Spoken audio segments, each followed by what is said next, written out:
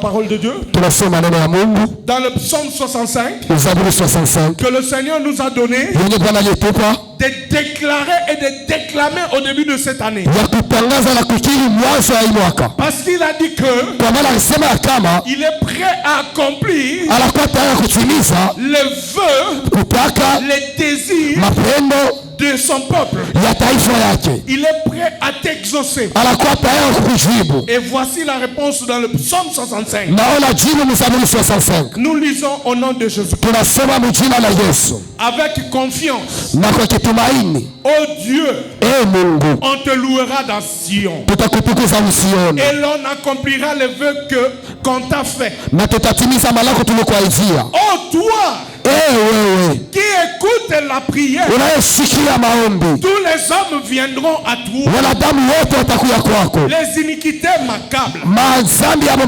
Tu pardonnes nos transgressions. Heureux celui que tu choisis et que tu admets en ta présence, pour qu'il habite dans tes parvis. Nous nous rassasierons du bonheur de ta maison, de la sainteté de ton temple. Dans ta bonté, tu nous exauces par des prodiges, Dieu de notre salut, espoir de toutes les extrémités lointaines et de la mer. Il a fermé les montagnes par sa force. Il est saint de puissance. Il apaise le mugissement des mers, le mugissement de leurs flots et le tumulte des peuples. Ceux qui habitent aux extrémités du monde, ces frères de tes prodiges. Tu remplis d'allégresse l'Orient et l'Occident. Tu visites la terre et tu lui donnes l'abondance.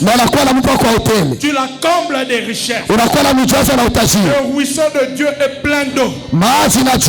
Tu prépares le blé quand tu la fertilises ainsi, en arrosant ses sillons, en aplanissant ses molles. Tu la détrempes par des pluies. Tu bénis son germe. Tu donnes l'année de tes biens et tes pas versent l'abondance.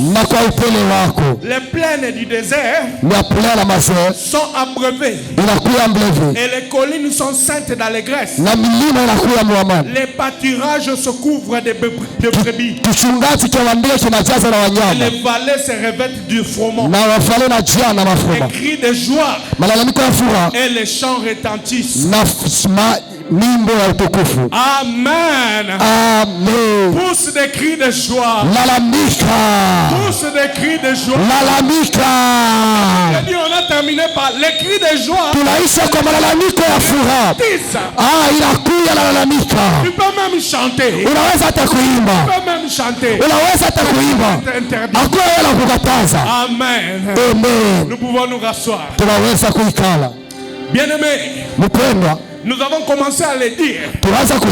C'est que ce psaume 65, c'est le psaume des gens qui sont affligés. C'est le psaume des gens qui sont marginalisés.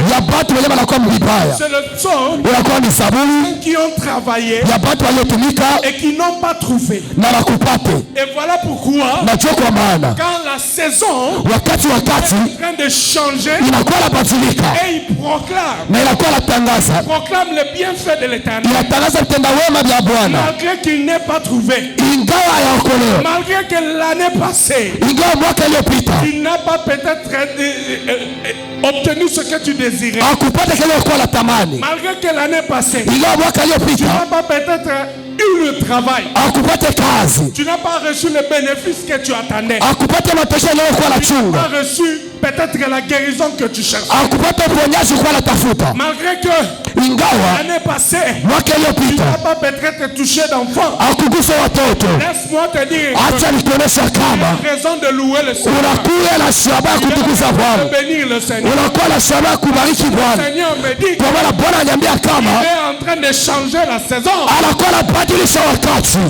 Alléluia. Amen. Non, aujourd'hui, je suis dans une dimension prophétique. Dans tout ce que je dis ici, ce sont des prophéties. Tu n'as qu'à saisir. Tu n'as qu'à faire de ça la parole de Dieu pour toi.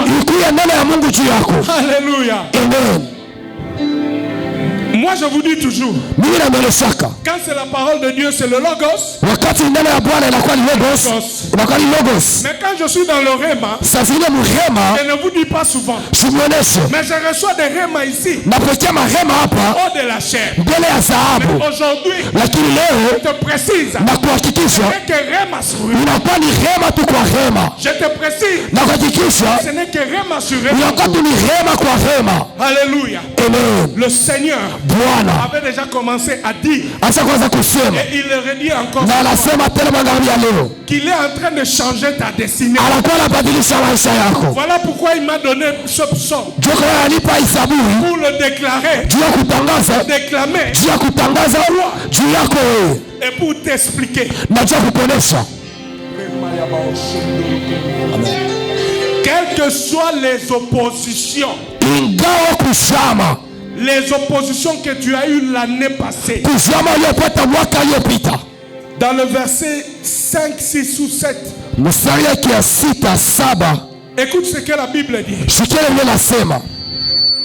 Écoute, dans le verset 8, il dit, il apaise le mugissement des mers, le mugissement de leurs flots et le tumulte des peuples. Laisse-moi te dire, quelles que soient les oppositions que tu as eues l'année passée, quels que soient les combats que tu as eues l'année passée, Dieu me dit ce soir, t'informer, il est en train de mettre fin au combat. Alléluia.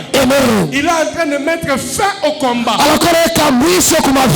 Pas plus tard qu'hier, j'étais en train de prier.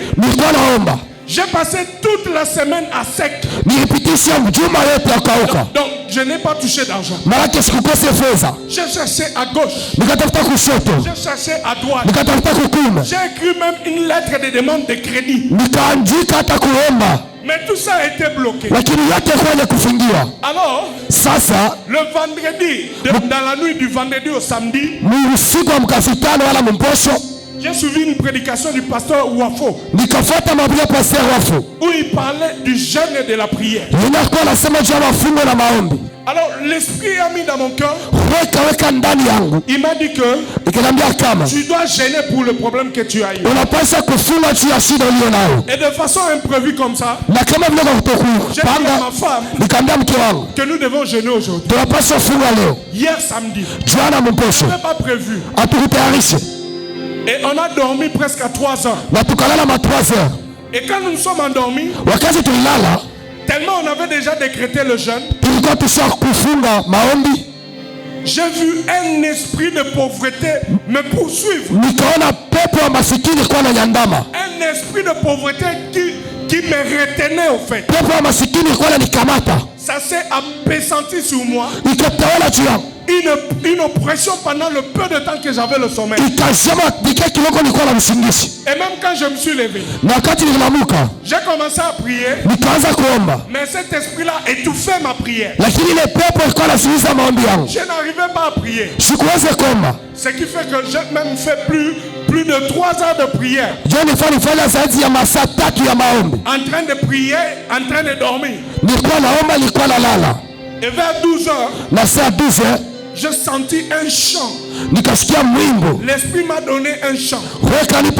Et j'ai commencé à chanter. Et quand je me suis réveillé, j'ai relancé les personnes qui me devaient de l'argent. J'étais ici au rendez-vous le soir, aux entretiens, quand la personne qui me devait m'appeler. Alléluia. Donc c'était presque à la fin du temps de jeûne. Malgré la faim, malgré la fatigue, j'ai dit non, je veux servir le Seigneur. Dans le jeûne là, je veux venir aux entretiens. Dans le jeûne là, je veux prier pour les gens. Et quand je suis arrivé, c'est seulement vers la fin que la personne m'écrit que tu peux venir prendre ton argent. Alléluia. Non, laisse-moi te dire que les combats que tu as, Dieu met fin à ça. Cette année, il va mettre fin au combat que tu as. Papa, il va mettre fin au combat que tu as. Il va mettre fin au combat que tu as. Quelle que soit la grandeur de l'ennemi, ce n'est pas pour rien que la parole dit le mugissement des mers. Dans tout ce que Dieu a créé, il n'y a pas plus fort que l'eau. Il dit le mugissement des mers.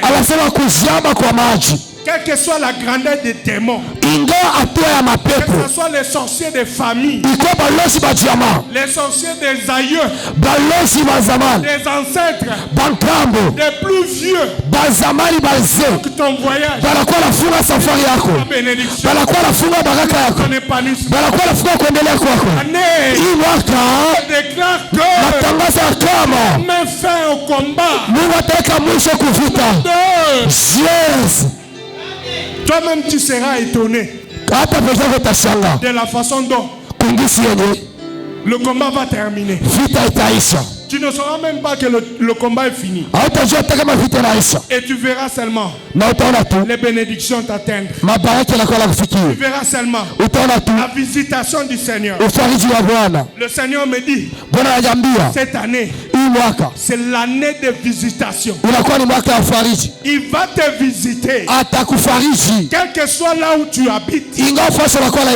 Même si tu n'as pas les contacts des grands. Même si tu n'es pas ami au ministre. Même si tu n'as pas le contact du président. Même si tu n'as pas le contact du gouverneur. Même si tu n'as pas le contact du maire. On va t'appeler. La mairie va t'appeler. Le gouvernement va t'appeler. Le gouvernement national va t'appeler.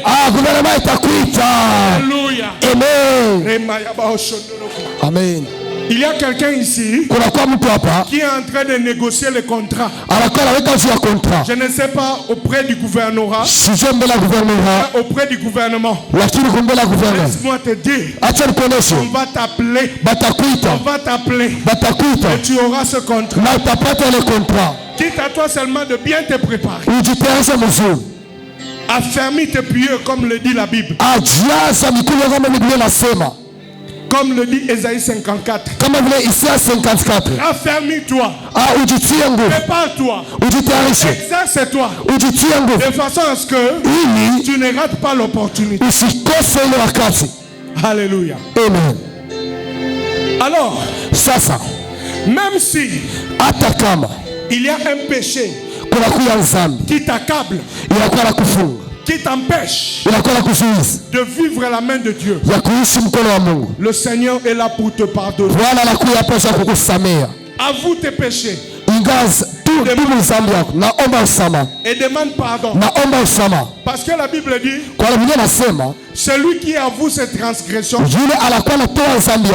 et les abandonne et les délaisse, c'est celui-là qui prospère. Alléluia. Amen. Je ne sais pas quel est le péché qui t'empêche de vivre la gloire de Dieu. Peut-être qu'il y a une culpabilité en toi. Peut-être qu'il y a un péché Et le diable te rappelle toujours que toi tu fais ça. Quand ce que tu fais, tu n'auras pas part à la bénédiction. Mais le Seigneur me dit ce soir que Jésus-Christ est mort à la croix pour toi. Alléluia.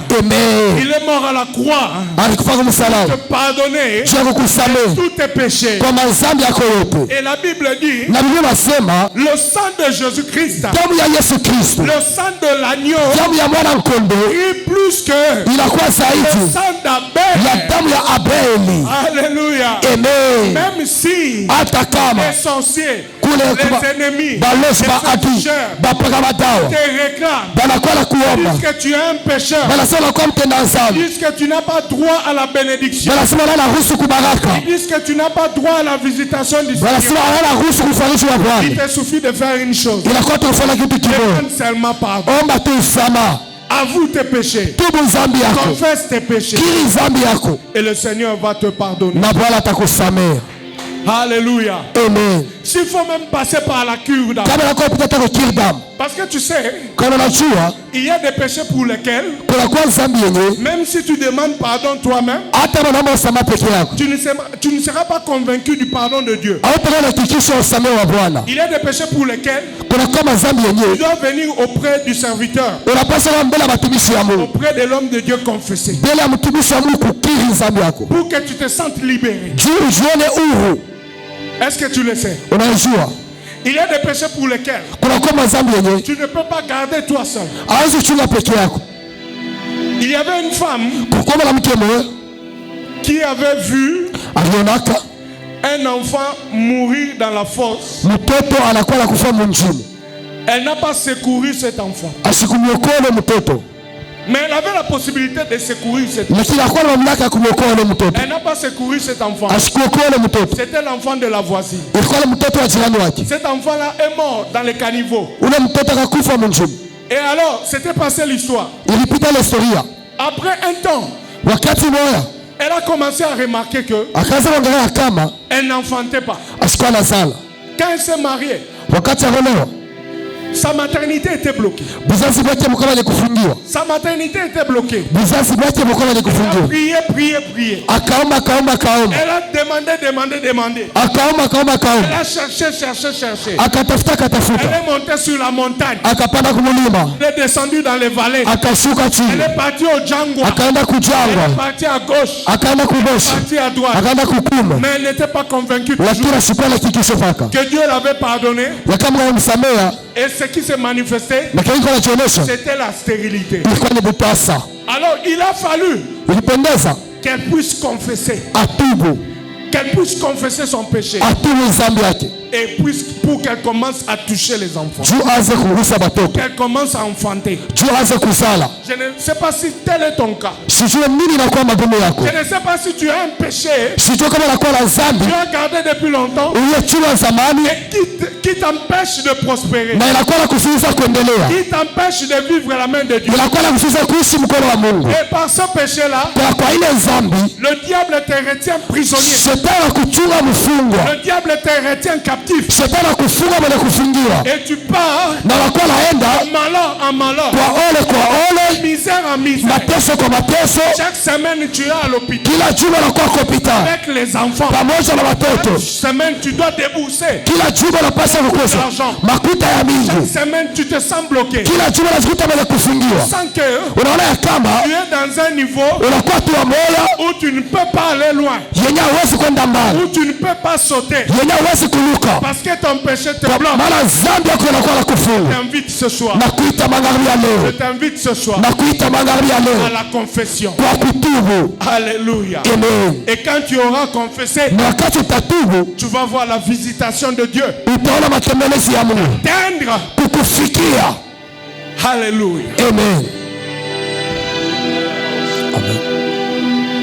Même si tu as fait des avortements, Dieu t'appelle à lui. Il va te pardonner. Il va te pardonner. Même si tu fumes le chanvre, même si dans le noir là, dans le secret là, tu fais des choses que tu ne peux pas faire aux yeux des gens. Dieu t'invite à lui. Il t'invite au pardon. Il t'invite à la repentance. Il t'invite à la confession. Parce que cette année, il va te visiter. Dieu m'a donné le message clé de ce soir. C'est la visitation. Il veut te visiter cette année. Il veut changer ta destinée. De la destinée de malheur vers la destinée de gloire. Amen. C'est comme je le disais la semaine passée. Tu n'es pas obligé de reproduire ce que tes parents ou tes oncles et tes tantes ont produit. Si ton oncle, si ton père, si ta mère avait échoué, tu n'es pas obligé d'échouer. Alléluia. Amen. J'ai mon frère ici, mon cousin. Il peut attester. Dans notre famille, il y avait un moment où on avait limité tout le monde. Là au village, il y a quelqu'un qui avait dit que dans ma famille, il n'y aura personne qui aura de voiture. Il n'y aura personne qui aura de voiture. Et moi je me rappelle, peut-être que mon frère, mon cousin, il était encore petit. Mais moi j'étais déjà en 6e primaire. J'ai vécu cette histoire. On avait un oncle, justement là où lui il habitait, là où mon cousin est né. On avait un oncle qui par son courage, malgré qu'il y avait les fétiches, malgré qu'il y avait les sorciers, malgré qu'on était bloqué, avec son courage, cet oncle-là a acheté une voiture. Il a acheté une voiture. Mais tellement, il n'était pas fort dans la prière. Tellement il n'était pas ancré en Christ. Et vers les 1986 là, les gens ne priaient pas tellement. Il n'y avait pas tellement le réveil. Mais je vous assure que la sorcellerie a atteint mon oncle. Il est mort. Il est mort. On a vécu ça comme ça. Et quand j'écoutais ma mère parler, quand j'entendais ma mère parler, c'est comme ça que j'ai compris que mon oncle a été ensorcelé parce qu'il a acheté la voiture. Et il a laissé sa voiture à je ne sais qui. Alléluia. Amen. Mais moi, j'ai dit, cette sorcellerie-là ne va pas m'atteindre. Je me suis permis, la grâce de Dieu, j'étais plusieurs voitures. Et j'ai même des voitures qui chauffent pour manifester et démontrer à la sorcellerie que ça n'a pas de pouvoir sur moi. Alléluia. Amen. Cette année, quel que soit les degrés de la sorcellerie qui t'est bloqué l'année passée, sache-le, Dieu va mettre fin au combat. Et ce soir déjà, il commence à mettre fin au combat. Est-ce que tu es d'accord avec moi? Déclare avec moi. Je déclare que ce soir, Dieu met fin à mes combats. Alléluia. Amen. Quelle que soit la grandeur de tes ennemis, il y a quelqu'un ici, le chef de votre société, ceux qui sont élevés dans votre société, ils sont en train de te combattre. Mais le Seigneur me dit, quel que soit leur pouvoir, quel que soit l'argent qu'ils ont, quel que soit leur titre, ingawa hatua yao, quel que soit leur poste, ingawa masimamio yao, Dieu va mettre fin au combat. Mungu ataweka mwisho kufita. Dieu va mettre fin au combat. Mungu ataweka mwisho kufita. Mettre fin au combat. Mungu ataweka mwisho kufita. Il est suffisamment de saisir. Saisis cette parole. Fais de cette parole ta parole. Commence à la déclarer chaque matin.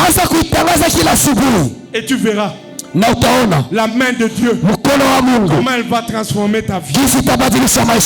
Alléluia. Amen. Cette année, c'est une année de visitation. Ne sois pas distrait. Je te conseille seulement de faire 4 choses. Cette année, ne manque pas de faire ces 4 choses. Pour que tu vois la visitation de Dieu en plein essor. Pour que Dieu se manifeste grandement dans ta vie. Premièrement, ne manque pas la présence de Dieu. Ne manque pas la présence de Dieu. Alléluia. Amen. La présence de Dieu, ce n'est pas seulement ici. Ce n'est pas seulement quand nous venons à l'église. Mais toi-même, organise des moments, des endroits, des temps où tu entres dans la présence de Dieu. Organise. Je ne sais pas quand tu te réveilles, ou bien quand tu veux dormir, ou bien avant de dormir, ou bien pendant la nuit, quand tu sursautes, organise des moments où tu passes dans la présence de Dieu. Est-ce que tu me suis?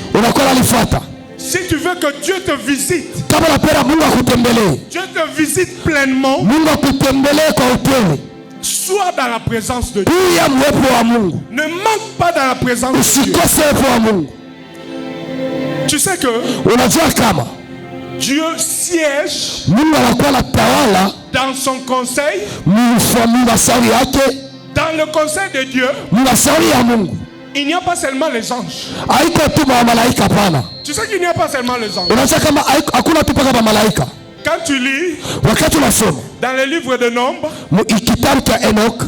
pour l'histoire de David, quand tu lis dans le Job, pour l'histoire de Job, et quand tu parcours la Bible, tu vas comprendre que dans le conseil de Dieu, et quand tu lis encore dans le psaume 82, tu vas comprendre que dans la présence de Dieu, dans le conseil de Dieu, toi aussi tu as ta place. Alléluia. Amen. Toi aussi tu as ta place. Donc, il y a des moments où on attend ta décision. Alléluia. Amen. Je ne sais pas si je me fais comprendre. Mais je sais que vous êtes bloqué quelque part. Comment vous expliquer? Est-ce que vous savez que Satan, malgré que Dieu l'a condamné, malgré qu'il ne va jamais se repentir, malgré qu'il ne va jamais changer, malgré qu'il est déjà puni, de temps à autre, il entre dans la présence de Dieu. Est-ce que vous savez? Et moi je te pose maintenant la question. Si Satan entre dans la présence de Dieu, si Satan entre dans le conseil de Dieu, à combien plus forte raison toi, qui es un chrétien, qui a reçu Jésus-Christ comme Seigneur et Sauveur, tu crois qu'on n'a pas besoin de toi? Est-ce que tu crois vraiment que tu ne peux pas siéger dans le conseil de Dieu? Parce que la Bible dit dans le psaume 82 que vous êtes de Dieu. Pas dans le sens que vous appartenez à Dieu. Comme quelqu'un l'avait dit quelque part. Mais dans le sens que vous siégez avec Dieu. Vous décidez avec Dieu. Je vais vous donner juste un exemple. Est-ce que vous savez que pour que l'apartheid cesse, il a fallu beaucoup de prières. Les gouvernements ont organisé des rencontres. Ils ont organisé des milices. L'apartheid. On a envoyé des émissaires aller rencontrer les présidents sud-africains. On a organisé des milices, des armées pour combattre avec les Sud-Africains. Les Sud-Africains noirs. Mais l'apartheid ne changeait pas toujours. L'apartheid a fait plus de 20 ans. Et c'est alors que les gens ont compris que nous devons entrer en prière. Et quand les gens ont commencé à prier, quand le peuple noir a des prières, et partout dans le monde, les prières, on a commencé à annoncer des prières. Vers les 1985, on a commencé à organiser des prières contre l'apartheid. Ça n'a pas traîné. En 1991, 5 ou 6 ans après, l'apartheid s'est arrêté. Alléluia. Est-ce que tu saisis? Donc Dieu a souvent besoin de ta voix dans son conseil. Et c'est pour cela, quand tu te réveilles la nuit, tu sautes après un bon ou un mauvais rêve, tu as souvent le temps de prier. C'est-à-dire le ciel réclame ta décision. Parce que j'allais acclamer. Alléluia. Amen. Le ciel réclame ta décision. Tu sais, dans les conseils d'administration des sociétés, comme je l'avais dit tantôt, ou l'autre jour, il y a souvent les droits de veto. Il y a des droits de veto et un autre droit qui accorde. C'est-à-dire, à un moment donné, tout le monde peut être d'accord. Ou tout le monde ne peut pas être d'accord. Mais s'il y a seulement une personne qui vient dire le contraire de ce que tous les autres ont dit, on ne va rien appliquer. Alléluia. Amen. C'est comme ça au Conseil des Nations Unies. Au Conseil de sécurité. Donc tout le monde peut être d'accord. Là-bas, ce n'est pas le quorum qui joue. Ce n'est pas parce que vous êtes en majorité qu'on va appliquer la voix. Donc sûrement ils ont pris une imitation du ciel. Alléluia. Amen. Sûrement ils ont imité le ciel. C'est-à-dire tout le monde peut être d'accord. Quand tu viens, tu dis non, on ne va pas appliquer. Alléluia. Même si le diable, il est venu réclamer ta vie auprès de Dieu. Comme il a réclamé pour David, comme il a réclamé pour Job, même si Satan est venu réclamer, Dieu a besoin de ton âme. Il te demande, toi-même tu dis quoi? Et si tu es absent dans la présence de Dieu, le malheur va t'arriver. Alléluia. Amen. Besoin de ta voix. Tu n'es pas entré dans la présence de Dieu. Alors cette année, je t'exhorte, je t'invite, je te supplie de ne pas manquer à la présence de Dieu. Alléluia. Amen. Que ce soit le mercredi. Que ce soit le vendredi. Quand nous allons au Djangwa. Que ce soit le dimanche. Quand nous venons ici. Que ce soit les dernières semaines du mois. Quand nous organisons les jeûnes et prières. Du reste, ça sera l'autre semaine. La dernière semaine du mois de janvier. La semaine où le dernier jour du mois tombe. Ne manque pas. Ne manque pas.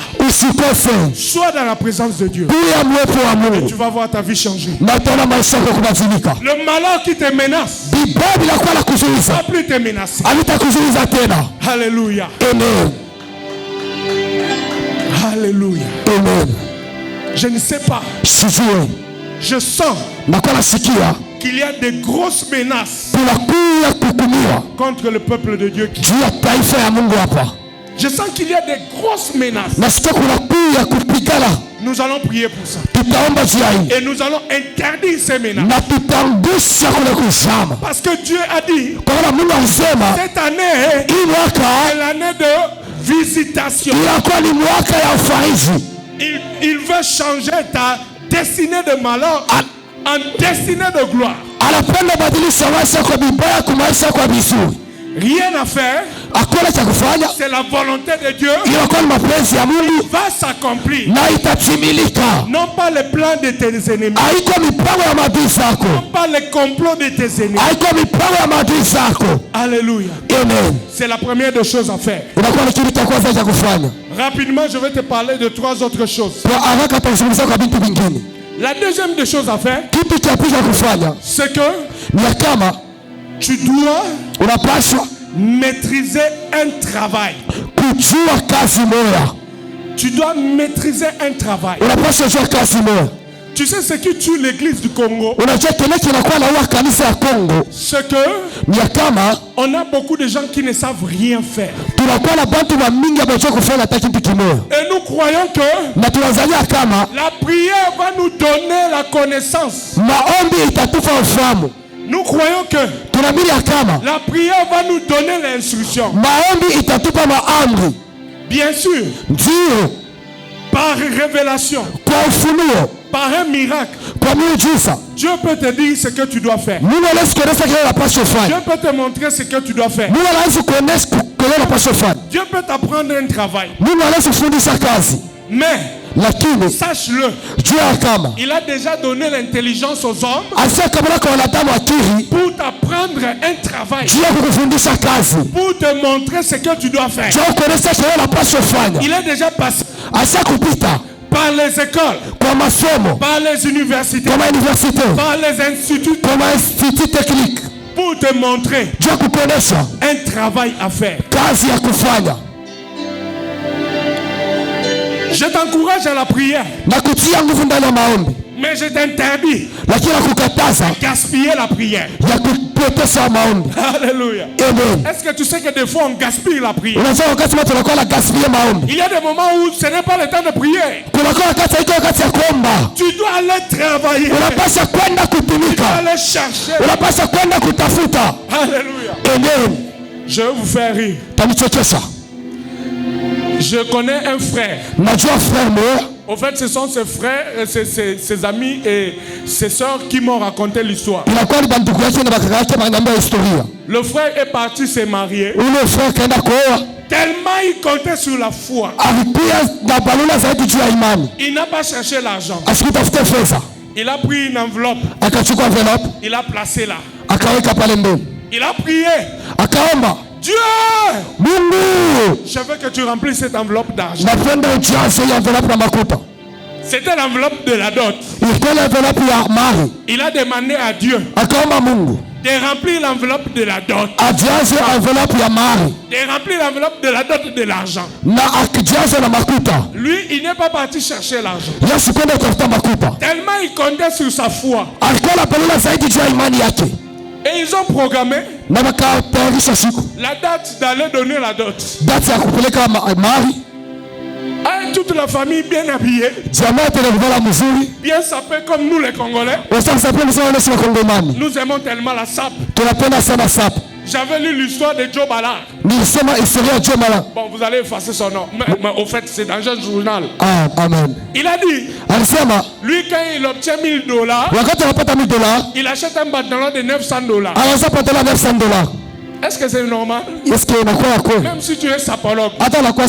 Mais qu'est-ce que tu fais? Tu te tues. Et demain, tu vas encore aller. Tu vas aller au Pesangay. Kabelang. Et pourtant, tu as eu $1000 hier. $1000. Écoutez maintenant l'histoire. Le frère, lui, ou le frère, kabla enda katafute fedha, au lieu d'aller chercher l'argent, kabla katafute makuta, le frère, lui, il s'est limité à prier. ule mtu akaanza paka kuomba. Il s'est limité à prier. Alors le jour de la dot, ils sont partis. Lui et sa famille. Ils sont arrivés à la belle famille. Ils ont fait les cérémonies comme nous connaissons d'habitude. Et au moment de la dot, ils ont donné l'enveloppe. Alors, la belle famille a reçu l'enveloppe avec tous les respects. Ils ont pris l'enveloppe. Ils sont entrés dans la maison comme on le fait d'habitude. Ils ont ouvert l'enveloppe. Ils ont trouvé l'enveloppe vide. Ils ont trouvé l'enveloppe vide. Le frère, par la foi, il a demandé à Dieu de remplir l'enveloppe. Ça, c'est une histoire authentique qui s'est passée à Kim. Si vous voulez la référence, allez demander aux frères de l'église roi de Mongafula. Maintenant, ça a commencé d'abord à semer la confusion dans la belle famille. Le patriarche tenant l'enveloppe, il demande est-ce que entre le moment où on a pris l'enveloppe et on est arrivé ici, quelqu'un a pris. Est-ce que quelqu'un a pris l'argent de l'enveloppe? Regardez la confusion. Le patriarche, il demande entre le moment où on nous a donné l'enveloppe et nous sommes arrivés ici, est-ce qu'il y a quelqu'un qui a soutiré l'argent dans l'enveloppe? Et tout le monde s'est rétracté. Et voilà la vérité des membres de la famille. Ils sont rentrés auprès du marié. Ils les ont chassés et tous. Alléluia. Amen. Parce que le frère, il comptait sur la foi. Il y a des moments où ce n'est pas la prière qui agit. Tu dois travailler. Tu dois chercher. Alléluia. Amen. Ici, nous attendons de vaillants héros qui amènent leur semence pour l'œuvre de Dieu. Alléluia. Amen. Du reste, nous n'avons pas de permanence ici. Alléluia. Amen. Il n'y a pas de ministère de permanence auprès de Dieu. Nous tous, nous travaillons. Même les Lévites, ils avaient un espace pour faire le champ. Est-ce que tu le sais? Bien qu'ils dépendaient de 10 000 offrandes. 10 000 offrandes. Mais ils avaient leur champ à eux. Ça veut dire qu'ils ne dépendaient pas de ça. Ils dépendaient de leur travail d'abord. Parce que Dieu a institué le travail avant le péché. Est-ce que tu le sais? Le travail, ce n'est pas une punition. Dieu a institué le travail avant que l'homme ne tombe dans le péché. Donc quand Dieu dit à l'homme, tu travailleras à la sueur de ton front, ce n'est pas que l'homme ne travaillait pas auparavant. C'est-à-dire Dieu a rendu le travail difficile.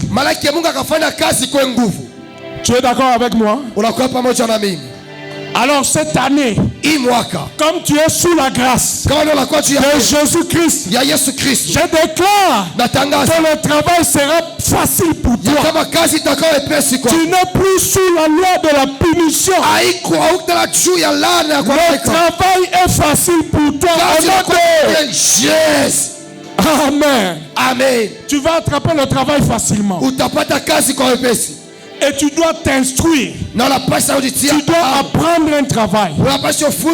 Regarde-toi ce soir. Si de tes mains tu ne sais rien faire, si de ta tête tu ne sais rien faire, ça veut dire que tu dois apprendre. Amen. Tu dois apprendre. Va chercher à apprendre. Apprends quelque chose. Apprends un travail. Apprends un travail. Et quand tu vas commencer à travailler, Dieu va bénir l'œuvre de tes mains. Alléluia. Amen. Et quand Dieu va bénir l'œuvre de tes mains, donc la deuxième chose, le travail. La troisième chose, ne manque pas à venir s'aimer dans la présence du Seigneur. Alléluia. Amen. Ne manque pas à venir faire avancer l'œuvre de Dieu. Parce que c'est ça qui protège ton travail. Alléluia. Amen. Est-ce que tu sais que je vais terminer par là? Je crois que vous avez déjà compris la pensée. Mais il y a une chose que l'Esprit m'a mis, je dois vous le dire. La Bible dit que apportez à la maison du trésor vos dîmes et offrandes. Et vous verrez si pour vous je n'ouvrirai pas les portes des cieux. Et c'est alors que le Saint-Esprit m'arrête là. Le Saint-Esprit me demande, est-ce que tu connais les portes des cieux? C'est quoi?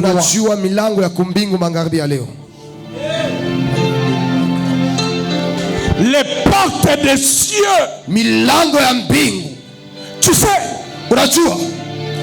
il y a des choses que les grands de ce monde ils font seulement entre eux, qui ne révèlent pas au petit peuple.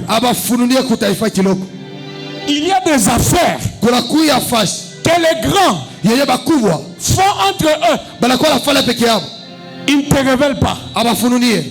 Voilà pourquoi vous voyez les riches vont en s'enrichissant et les pauvres vont en s'appauvrissant. C'est-à-dire, il y a des choses qui sont bloquées à un certain niveau. Alors, quand Dieu dit que les portes des cieux, et vous verrez si pour vous je n'ouvrirai pas les portes des cieux. C'est-à-dire même ce que les grands font entre eux va te parvenir. Ils vont te donner la passe. Ils vont te chercher. Malgré que tu n'as pas part. Malgré que tu n'as pas droit à leur bénédiction. Tu n'as pas droit à leur argent. Mais ils vont te chercher. Et je répète ce soir. Tu es en train de chercher un marché. Le gouvernement va t'appeler. Alléluia. Amen. Moi je veux vous dire que mon père n'est pas tellement riche. Mon père est modeste. Mais j'ai eu la grâce d'entrer en contact avec tous les membres de famille des présidents depuis Mobutu. Je n'ai pas étudié dans de grandes écoles. J'ai eu le contact avec la famille de Mobutu. J'ai eu le contact avec la famille de Laurent Mouzé. contact na famille ya Laurent Mzee. J'ai eu le contact avec la famille de Jikaka. Nilipata contact na famille ya Jikaka. J'ai le contact avec la famille du président actuel. Na quoi la contact na président actuel. Mais je ne m'assois pas dans leur sphère. Amen. Les portes de cieux. C'est ce que Dieu veut dire. Donc on va t'ouvrir la porte. Que ce soit le Bill Gates, que ce soit le qui.